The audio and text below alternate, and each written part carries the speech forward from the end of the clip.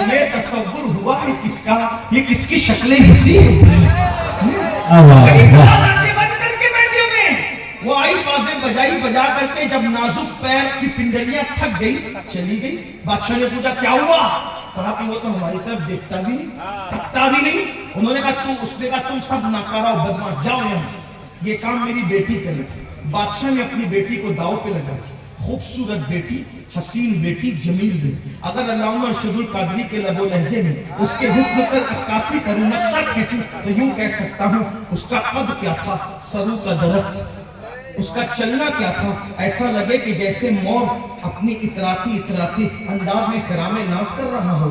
جب وہ تیز چلے تو یوں لگے جیسے کوئی ہرن چوکری پر رہا ہو. اس کی آنکھیں کیا تھی نرگس کے پھول, اس کے بال کیا تھے سنبل کا پودا, اس کے رخسار ایسا لگتا تھا جیسے جھیل میں ابھی کوئی کنول مسکرایا ہو.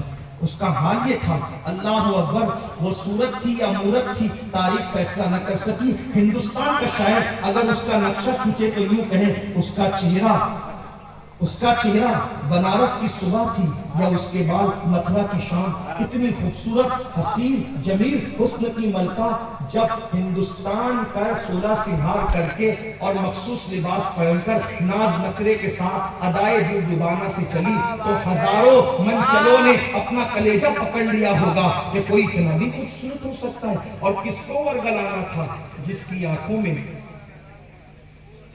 مدینے اور نجف کا سرما لگا تھا, جس کے دل میں آمینہ کا نام بستا تھا, جو آنکھ بھی بند کرتا تھا تو یار کے تصور میں, جو آنکھیں کھولتا تھا تو یار کے تصور میں.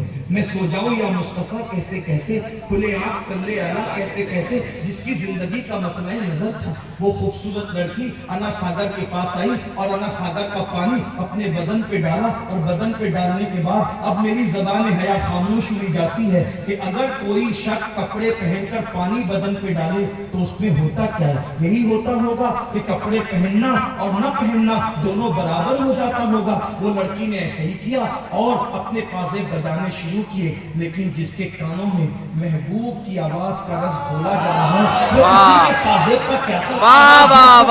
اللہ اکبر, جس کو رسول اللہ نے مدینے سے ہندوستان بھیجنے کے لیے اپنے سینے سے لگا کر کے بھیجا ہو, اپنا جلوہ بسا کر بھیجا ہو, وہ کسی کے حسن پر ایمان کا سودا کیسے کر سکتا ہے؟ اللہ اکبر. وہ لڑکی نے پازے بجا بجا کر جب اس کے نازک پنڈلیاں تھک گئی تو اپنی ناکامی کو کامیابی میں بدلنے کے لیے اس نے ایک آواز ہی لگا دی,